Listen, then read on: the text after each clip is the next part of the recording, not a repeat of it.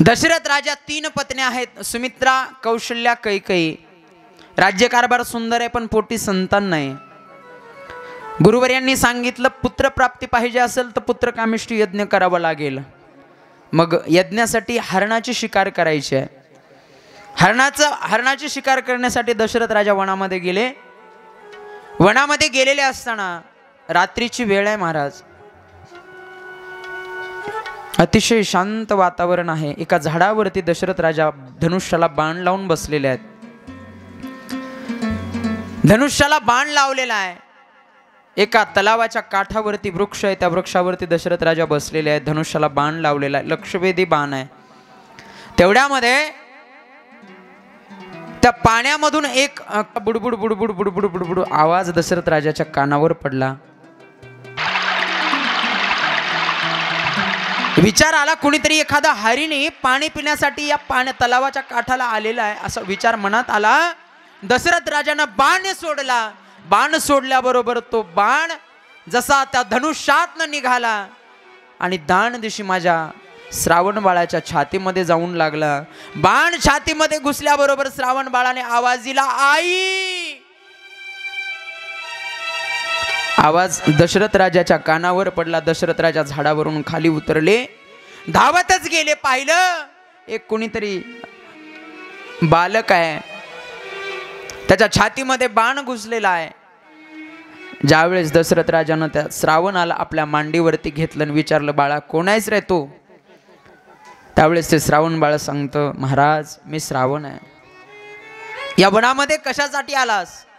महाराज मी माझ्या आई वडिलांना घेऊन काशी यात्रेला निघालोय। माझे आई वडील अंध आहेत, तो त्यांना दिसत नाही। त्यांची खूप दिवसाची इच्छा होती, आम्हाला काशीला जायचं, आम्हाला यात्रा करायची आहे। त्या दोघांनाही कावडामध्ये बसवून मी खांद्यावरती कावड घेऊन दोघांना घेऊन काशी यात्रेला निघालोय। रात्रीची वेळ आहे, अंधार पडलाय, मुक्कामासाठी या वनामध्ये थांबलो। त्यांना तहान लागली आहे, पाणी आणण्यासाठी मी या तलावाकाठी आलो होतो, पण तुमचा बाण माझ्या छातीमध्ये घुसलेला आहे। आता माझ्या बाबांना माझ्या आईला पाणी कोण पाजेल? त्या श्रावण बाळाच्या अंतकरणातले शब्द आहेत बघा। शर आला तो धावून आला काळ, विव्हळला श्रावण बाळ। शर आला तो धावून आला काळ, विव्हळला श्रावण बाळ। हा आई गे दीर्घ फोडून हाक, तो पडला जाऊन झोक। हे राजाचा श्रवणी करुणावाणी, हृदयाचे झाले पाणी। ज्यावेळेस दशरथ राजानं त्या श्रावण बाळाकडे पाहिलं, बाण छातीमध्ये घुसलेला आहे। तो श्रावण बोलतोय, महाराज माझ्या आईला आता पाणी कोण देईल? ज्यावेळेस हे बघितलं महाराज दशरथ राजानं, त्यावेळेस दशरथ राजाचं अंतकरण काय म्हणतं ऐका। त्या ब्राह्मण पुत्रा बघुनी शोकाकुल झाला नृमनी, आसवे आनुनी नयनी, तो बदला हा अंत तुझा नाशाला। मी पापी कारण बाळा, शर आला तो धावून आला काळ, विव्हळला श्रावण बाण छातीमध्ये घुसलेला आहे। श्रावण बाळ दशरथ राजाच्या मांडीवर पडलेला आहे। दशरथ राजाच्या डोळ्यातनं पाणी वाहत आहे, अश्रुधारा वाहतात। अरे माझ्याकडनं काय घडलं? मी काय करण्यासाठी आलो होतो? माझ्याकडनं किती मोठं पाप झालं? तो दशरथ राजा रडतोय महाराज, शोकाकुल झालेला आहे। श्रावण म्हणतो महाराज महाराज माझ्या आई वडील अंध आहेत, तो त्या झाडाखाली बसलेले आहेत. मम माय बाप मातारे तरु खाली असतील बसले, कावड त्यांची घेऊन काशीला चाललो तीर्थयात्रेला. अनाया निर्मळ वारी मी आलो या कासारी, लगबग भरुनी झारी तो परत फिरे तो तुमचा शर आला. मम उरात ऋतूनी बसला हो शर आला तो भावने आला काळ विवरला श्रावण. सांगितलं महाराज दशरथ राजा शोकाकुल झाले, डोळ्यातनं पाणी वाहत आहे. श्रावण बाळानं दशरथ राजाला बोलायला सुरुवात केली. महाराज आता एक विनंती आहे तुम्हाला, त्या झाडाखाली माझे म्हातारे अंध मायबाप बसलेले आहेत. या झाऱ्यामध्ये पाणी घेऊन जा, या कमंडलू मध्ये पाणी घेऊन जा आणि त्यांना पाणी पाजा. ज्यावेळेस तो दशरथ राजा कमंडलू घेतलं, हातामध्ये कमंडलू घेतलेला आहे, पाणी घेतलेला आहे, तो दशरथ राजा त्या श्रावण बाळाच्या आई वडिलाच्या दिशेने निघालेला आहे. एका झाडाच्या खाली ते म्हातारे मायबाप श्रावणाचे बसलेले आहेत. थोडासा पाल्या पाचोळ्याचा आवाज झाला. अंध होते पण कान चाणाक्ष होते. आवाज आला, विचारलं कोण आहे? दशरथ राजा एक नाही दोन नाही काही सुद्धा बोलत नव्हते. परत विचारलं कोण आहे? त्यांना वाटलं आमचा मुलगाच आला काही, की आवाज दिला श्रावणा ए बाळा बोलणार आहे का रुसला? त्यावेळेस दशरथ राजा एक नाही दोन नाही तोंडातनं शब्द निघत नव्हता. रडत रडत कसे बसे दशरथ राजा त्या श्रावण बाळाच्या जवळ वडिलाच्या जवळ गेले. पाणी त्यांच्या हातात देणार तेवढ्यामध्ये त्या म्हाताऱ्या बापानं दशरथ राजाच्या हाताला पकडलं. हाताचा स्पर्श होताच ओळखलं हा हात माझ्या श्रावणाचा नाही, हा हात दुसरा कुणाचा तरी. विचारलं कोण आहात तुम्ही? दशरथ महाराज म्हणतात बाबा बाबा फार मोठी चूक झाली हो बाबा, माझ्याकडनं फार मोठं एक अघटित कृत्य घडलं. काय झालं? अहो तुमचा श्रावण माझ्या बाणानं मृत्युमुखी पडला हो. ऐकलं महाराज? त्या माय बापानं हंबरडा फोडला आणि त्या दशरथाला बोलू लागले, हे राजा ए दशरथा काय केलं रे माझ्या लेकरानं? तुझं काय वाईट केलं होतं माझ्या लेकराला तू मारलंस? ऐक दशरथा, अरे आम्ही आता म्हातारे, आम्हाला फक्त त्या श्रावणाचा आधार होता रे. आता आम्हाला सांभाळणार कोणी नाही.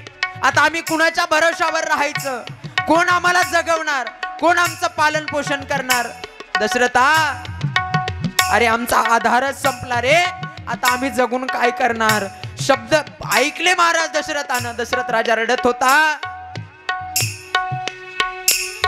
त्या श्रावणाच्या वडिलांना दशरथाकडे बघून बोलायला सुरुवात केली. दशरथा ऐक, जसा म्हातारपणी तू आमचा आधार घेऊन गेलास ना दशरथा, मी तुला शाप देतो की तुला सुद्धा 4-4 पोरं होतील रे, पण तुझ्या मरणाच्या वेळी एक पण तुझ्या जवळ नसेल. शाप दिला आणि त्या श्रावण बाळाच्या आई वडिलांनी प्राण सोडला. महाराज सोडीला श्वास शेवटला, तो जीव बेहग तडफडला.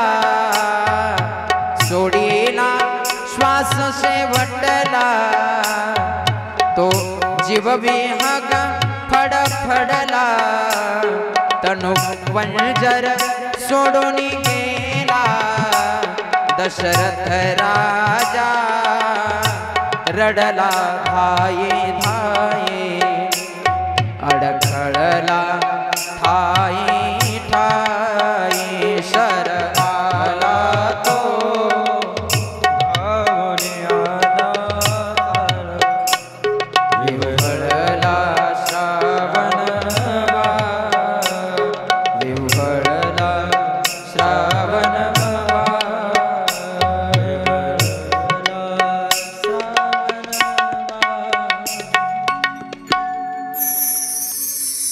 शाप भेटला महाराज दशरथाला। दशरथ राजा घरी गेले, सारखे ते श्रावण बाळाच्या वडिलाचा शापाचे शब्द दशरथ राजाच्या कानामध्ये। एकीकडून दुःख झालंय, पण मनामध्ये एक सुखाची गोष्ट सुद्धा आहे। अरे मला पोटी संतान नाही ना, त्यांनी मला शाप दिलाय तुला 4 पुत्र होतील, पण अंतकाळी तुझ्याजवळ एकही नसेल। जाऊ द्या, मरताना माझ्याजवळ नसू द्या कोणी, पण त्याचा शाप खरा होईल, मला 4 पुत्र तरी होतील ना। विचार करू लागले महाराज दशरथ राजा। पुत्र कामेष्टी यज्ञ झाला, त्या यज्ञामधून पायस बाहेर आला। पायस बाहेर आला, 2 भाग केले, एक भाग सुमित्रा मातेला दिला, एक कौशलीला दिला। त्या दोघींनी आपल्या वाट्याचा अर्धा भाग कैकेयीला दिला।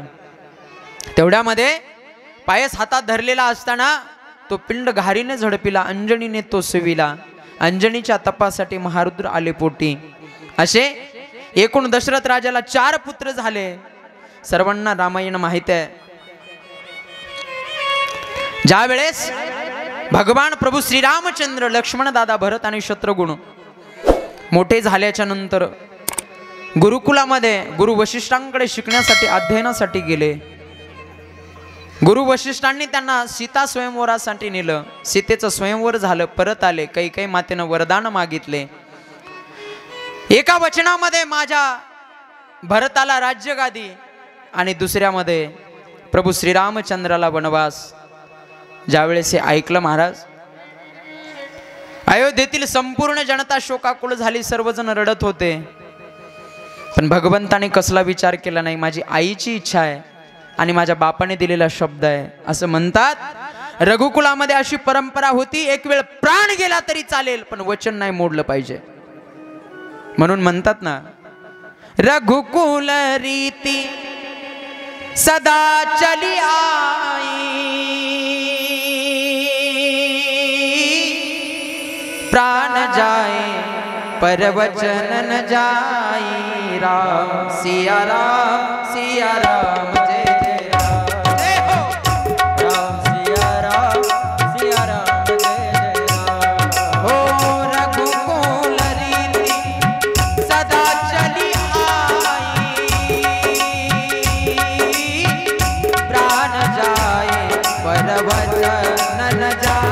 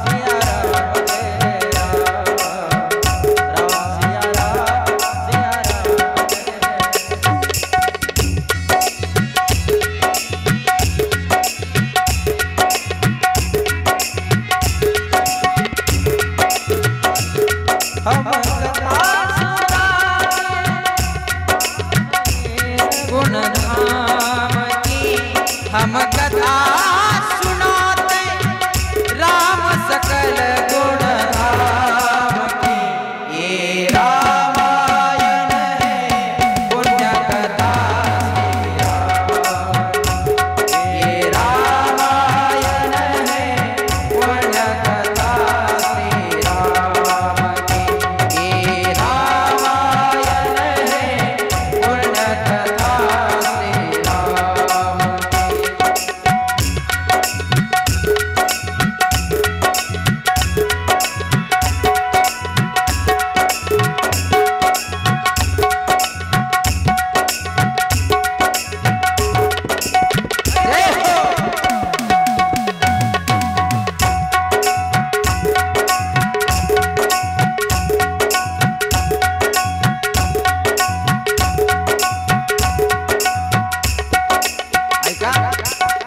रामायण तुमच्या समोर ठेवते बरं एका गीताच्या माध्यमातून। ओ जम्बूद्वीपे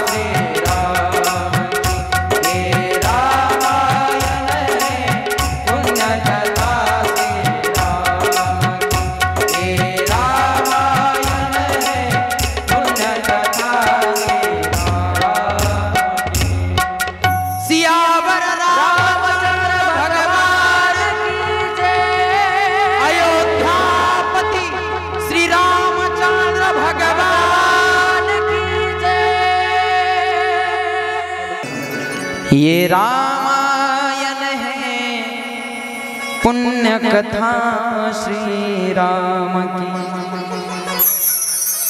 हम कथा सुनाते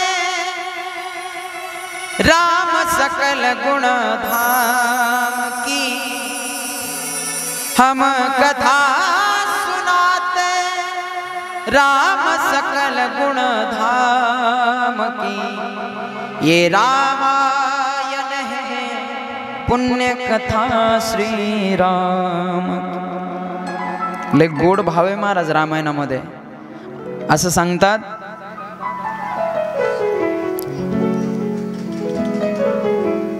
ज्या वेळेस डोंगरेजी महाराज रामायण सांगायचे ना, भाव बघा रामायणातला। डोंगरेजी महाराज ज्यावेळेस रामायण सांगायला बसायचे ना, डोंगरेजी महाराजांचे डोळे मिटलेले असायचे। ते कधीच कथा सांगत असताना डोळे उघडून समोर बघत नव्हते।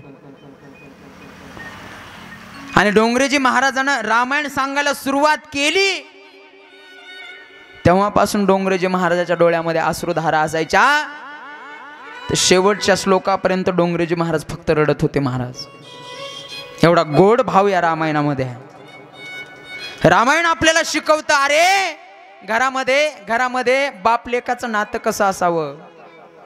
रामायण आपल्याला शिकवतं घरामध्ये भावाभावाचं नातं काय असावं। रामायण आपल्याला शिकवतं पती पत्नीचं नातं काय असावं। रामायण आपल्याला शिकवतं जावा जावाचं नातं काय असावं। अरे रामायण आपल्याला शिकवतं मित्राचं आणि शत्रूचं नातं काय असावं। एवढा गोड भाव त्या रामायणामध्ये बघा। म्हणतात ना, माणसाने जीवन जगत असताना जगावं कसं हे जर शिकायचं असेल ना, तर रामायणाकडे पाहिलं पाहिजे। आणि मरावं कसं हे जर शिकायचं असेल तर भागवताकडे पाहिलं पाहिजे। एवढा गोड भाव या रामायणामध्ये। पण आता आपल्याला तेवढा वेळ नाही का रामायण बघायला, नाही तर रामायण पण येतं महाराज आम्हाला, नाही पण त्याला मग स्पेशल विषय रामायणाचा पाहिजे। रामायणात फार गोड भाव आहे महाराज। भगवान प्रभू श्रीरामचंद्राचा विवाह झालेला आहे सीतामाई सोबत। चारही बंधूंचे लग्न झाले। लग्नानंतर लक्ष्मणाची उर्मिला, भरताची मांडवी, शत्रुघ्नाची श्रुतकीर्ती, चौघांच्या 4 पत्न्या। ज्यावेळेस वनवास मागितला, प्रभू श्रीरामचंद्र वनवासाला निघाले। पण ऐका मायबाप, वनवासाला जात असताना सीता माता सुद्धा म्हणल्या, प्रभू श्रीरामचंद्र म्हणतात, सीते आता आम्ही वनवासाला निघतो। लक्ष्मण दादा म्हटले, दादा कसं शक्य आहे रे, तुला एकट्याला सोडून मी जाऊ देईल का। सीता माता म्हणते, मालक ज्या ठिकाणी माझे पती असतील त्याच ठिकाणी मी सुद्धा असणार। निरोप कसला माझा घेता, जेथे राघव तेथे सीता, जिथे तुम्ही असाल तिथे मी असेल। तिघे जण वनवासाला निघाले। पण दादा ऐका, तुम्हाला जर वाटत असेल ना, या रामायणामध्ये सगळ्यात जास्त वनवास एका पात्राचा झाला बरं का। वनवासाला जात असताना तिघे जण निघाले होते। कोण कोण? भरत, लक्ष्मण आणि सीता माता। प्रभू श्रीरामचंद्राला सीतामाईला रोज लक्ष्मण दादानं फळं आणून द्यावी, रोज खायला द्यावं। पण असं म्हणतात 14 वर्षाचा वनवास जर कोणाचा झाला असेल ना खरा, तर लक्ष्मणाचा झाला। बरोबर ना, बरोबर आहे ना। पण ऐका ना, त्याच्या पुढे जाऊन एक पात्र असं आहे महाराज रामायणामध्ये, अहो लक्ष्मणाचा तरी कमी वनवास झाला असेल हो, एवढा वनवास माझ्या उर्मिलेचा झाला। तुम्ही म्हणसाल महाराज कसं काय? ऐका ना, माझे मालक वनवासाला निघाले म्हणून उर्मिलेनं पंचारती आणली ओवळण्यासाठी लक्ष्मण दादाला। पण ऐका, ज्यावेळेस उर्मिला माता घरामध्ये ते ताट करून आणण्यासाठी गेल्या, उर्मिला माता घरातून ताट करून आणेपर्यंत सुद्धा लक्ष्मण दादा थांबले नाही, भावासोबत वनवासाला निघून गेले। ऐका, उर्मिला मातेनं ते ताट घेतलं, उर्मिला माता दारावर आली, पाहिलं तर मालक दारावरती दिसत नव्हते। मालक निघून गेले वनवासाला।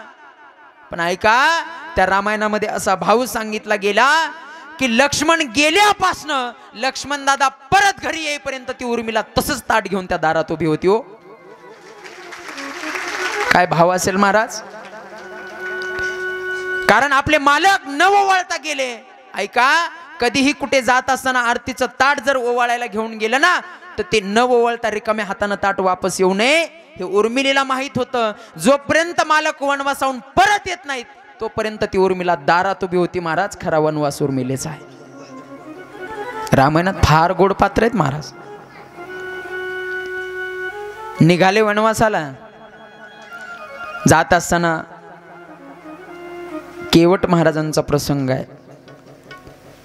नंतर पंचवटीमधून सीतामय्येचं हरण आहे. ज्यावेळेस सीतामय्या शोधा करता प्रभू श्रीरामचंद्र जातात एक फार गोड भाव या रामायणामध्ये सांगितला जातो. एक शबरी म्हणून भिल्ल जातीची स्त्री भगवान प्रभू श्रीरामचंद्राची वाट बघत होती. आपल्या गुरूंनी सांगितले, शबरी अरे साक्षात जगाचा बाप प्रभू श्रीरामचंद्र अयोध्यापती तुला दर्शन देण्यासाठी येणार आहे बरं. तेव्हापासून ती शबरी माता रोज आपल्या आश्रमामध्ये फुलांचा सडा टाकायची. रोज बाहेर वनामध्ये जाऊन प्रभू श्रीरामचंद्राला खाण्यासाठी फळे घेऊन यायची. आणि रोज मनामध्ये एकच विचार असायचा, माझा राम कधी येईलो, माझा राम कधी येईलो, मला माझा राम भेट कधी देईल. असं म्हणतात. अगदी तरुण असतापासून ती भक्ती करत होती. अगदी 10-15 वर्षाची असल्यापासून ती शबरी माता भक्ती करत होती. आता पार ती 70-80 वयाची झाली, म्हातारी झाली. तिची सगळी तारुण्यावस्था म्हातारपणाला प्राप्त झाली तरी सुद्धा अजून जगाचा मालक आला नव्हता. सारखं ती भगवान प्रभू श्रीरामचंद्राची वाट बघत होती. रामा रामा रटते रटते बीती रे उमरिया. रामा रामा रटते रटते बीती रे उमरिया. रामा रामा रटते रटते बीती रे उमरिया. रघुकुल नंदन कब आओगे, रघुकुल नंदन कब आओगे, भीलनी की डगरिया. रामा रामा रटते रटते, रामा रामा रटते रटते, रामा रामा रटते रटते. जय हो.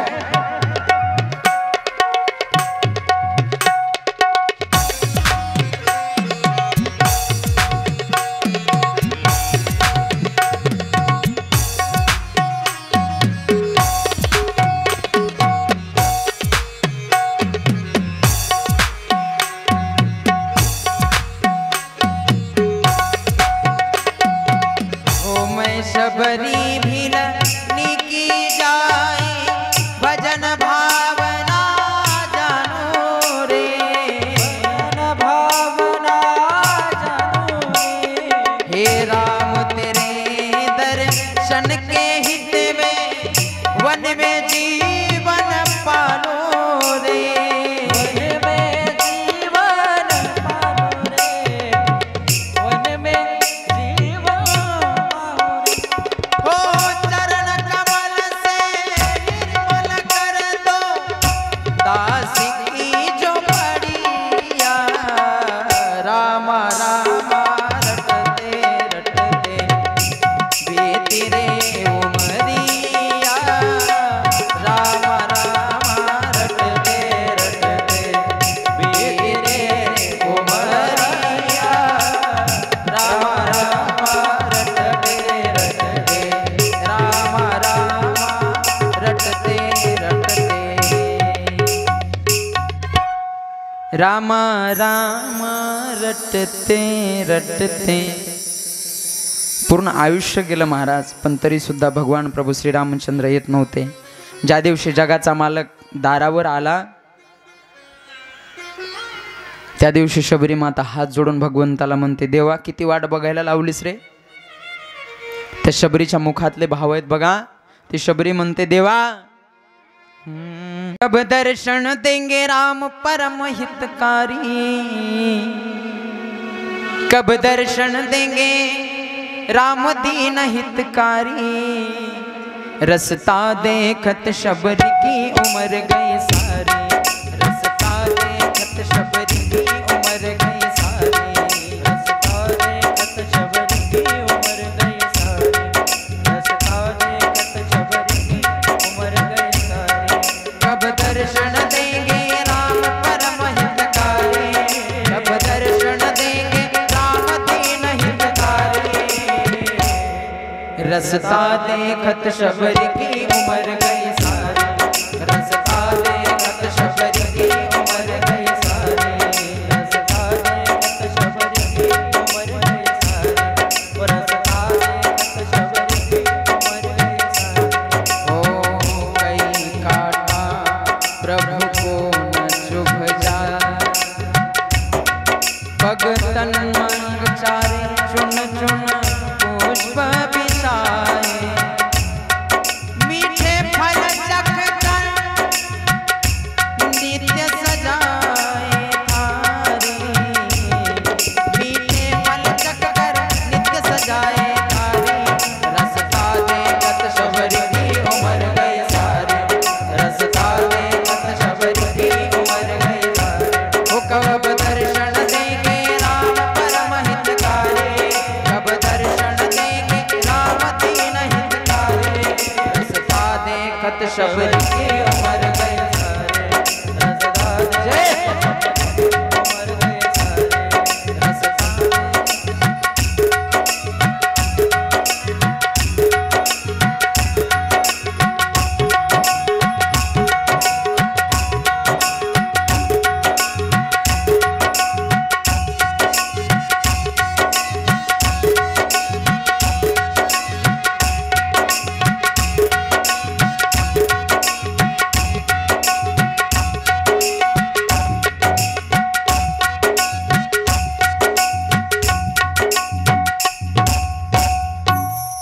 फार गोड गोड भाव आहे महाराज. एकदा माणूस त्याच्यामध्ये तल्लीन झालं ना मग बाहेर निघायला वेळ लागतो नाही का. शबरी माता म्हणते देवा कधी येशील. शबरी मातेला दर्शन दिलेलं आहे, समोर सीता शोध घेतलेला आहे. भगवान वनामध्ये जात असताना सुग्रीवाची हनुमंतरायाची भेट झालेली आहे, सीता शोध झालेला आहे.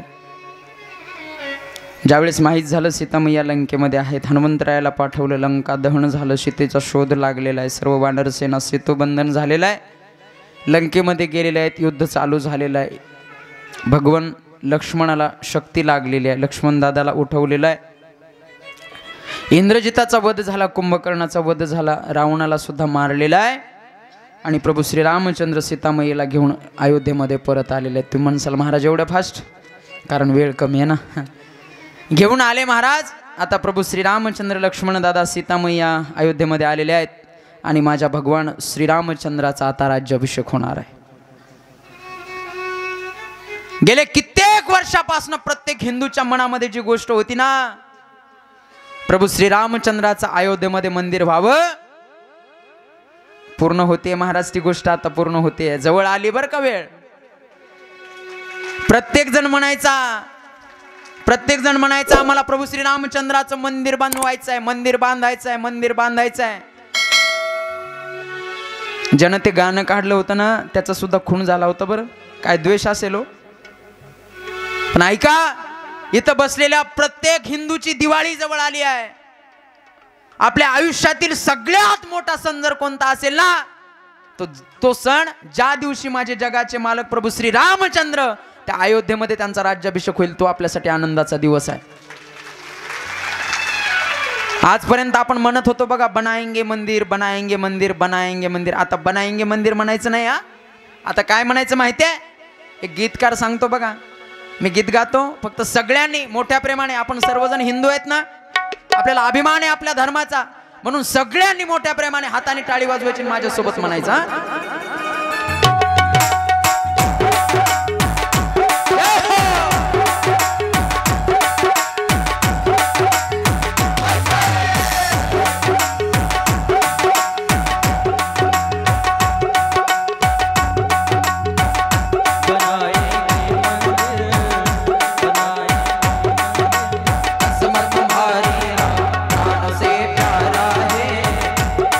से प्यारा है, अवध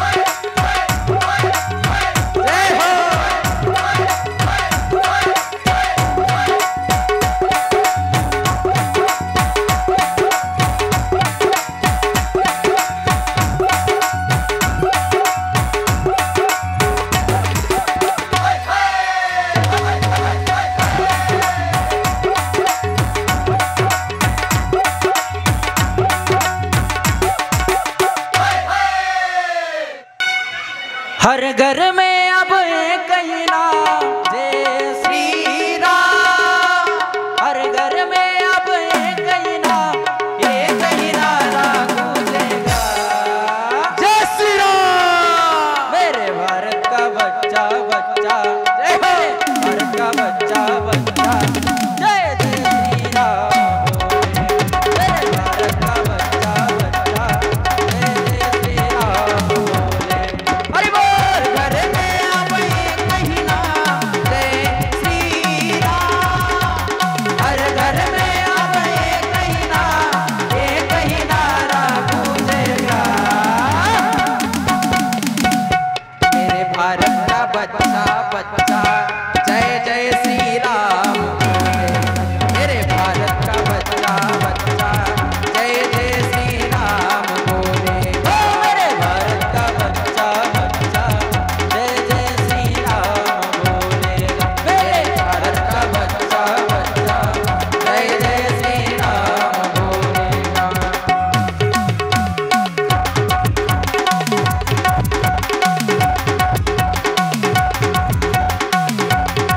जय हो।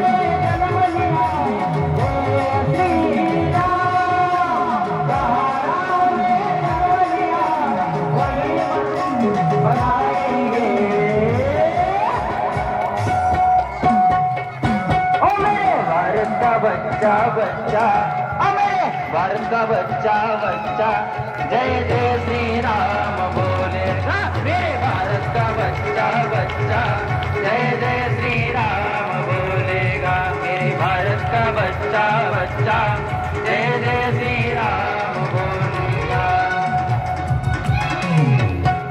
चला उठा रे उचला भगवान शेवटचा चला उठा रे उचला भगवा दैन्य आता संपल, अरे दैन्य आता संपल। अरे आला आला आला आला आला गड्यानो भगवा वादळ आलं, हे आला आला आला आला आला गड्यानो भगवा वादळ आलं, हे आला आला आला आला गड्यानो भगवा वादळ आलं, हे आला उठा रे उचला भगवा चला उठा रे उचला भगवा दैन्य आता संपल, अरे दैन्य आता संपल। सियावर रामचंद्र भगवान की जय, रामचंद्र भगवान की जय। अरे आला आला आला आला आला गड्यानो भगवा वादळ आलं, हे आला आला आला आला आला गड्यानो भगवा वादळ आलं, हे आला आला आला आला गड्यानो भगवा वादळ आलं, आला आला आला आला आला गड्यानो भगवा वादळ आलं, हे